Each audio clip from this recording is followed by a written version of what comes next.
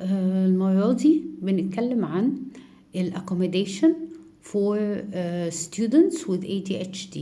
يعني بنغير أو بنطلب حاجات المدرسة تعملها أو تقدمها للطالب اللي عنده ADHD أو ADD أو حتى عنده learning difficulty، عنده صعوبات تعلم، عنده فرط حركة وتشتت انتباه، عنده تشتت انتباه لوحده، عنده فرط حركة لوحده.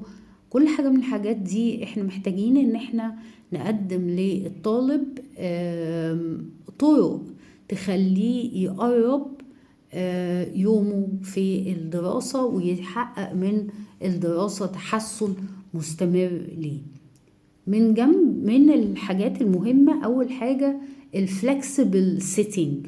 فلكسبل سيتنج إنه أنا بقعد في مكان يسهل عليا إن أنا أقعد جنب حد تاني، ولد أو بنت، تعمل لي سبورت، تعمل لي مساعدة داخل الفصل. إنه البير سبورت ده يبقى بيساعدني جوه الفصل على الحاجة اللي أنا بستخدمها. طب أنا كطالب أنا بقدم إيه للطلبة التانية؟ أنا الطالب اللي عندي فرط حركة أو تشتت انتباه أو فرط حركة تشتت انتباه أو صعوبات تعلم، أنا عندي إيه أديه للطالب اللي قاعد معايا؟ اللي عندي عليا إن أنا عندي ما يسمى بالinvitation. التخيل عنده عالي جدا، يقدر ان هو يدي افكار مختلفة جديدة.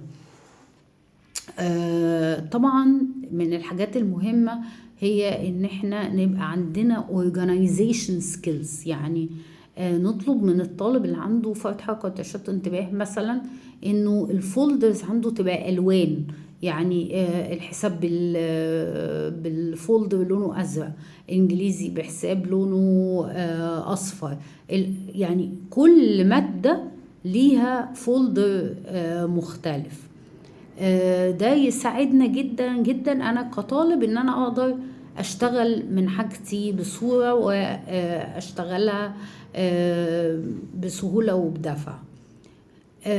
احنا مهم قوي ان احنا نديله من ضمن الحاجات، مهم ان احنا نديله طريقة، دايركشن، طريق احنا بنحدد له قوي قوي، او المفروض نطلب منه اللي يحدده يعمله دلوقتي. يعني دلوقتي افتح صفحة كذا، دلوقتي هات الكتاب الفلاني.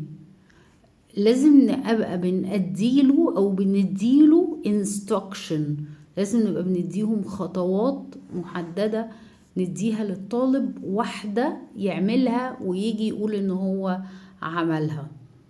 طبعا وقت الامتحانات بقى الطالب اللي عنده فرط حركة وتشتت انتباه يستحسن جدا جدا جدا ان ياخد امتحانه مع مجموعة اصغر، يتحط اختباره في مجموعة اصغر، يعني مجموعة يكون 4 أو 5 بالكتير قوي في المجموعة الصغيرة.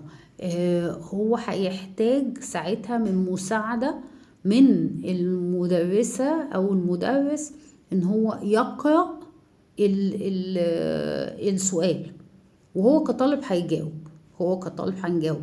واحنا كمان محتاجين ناخد في الاخر لما ادينا ورقه، محتاج اخد من ورقته ان هو حلها كله، مش قدم الورقة وفي في النص حاجات هو ما حققهاش، في حاجات في النص عدى بسرعة، فلا اديها له وارجع له السؤال ده ما اتعملش اعمله، السؤال ده ما اتعملش اعمله.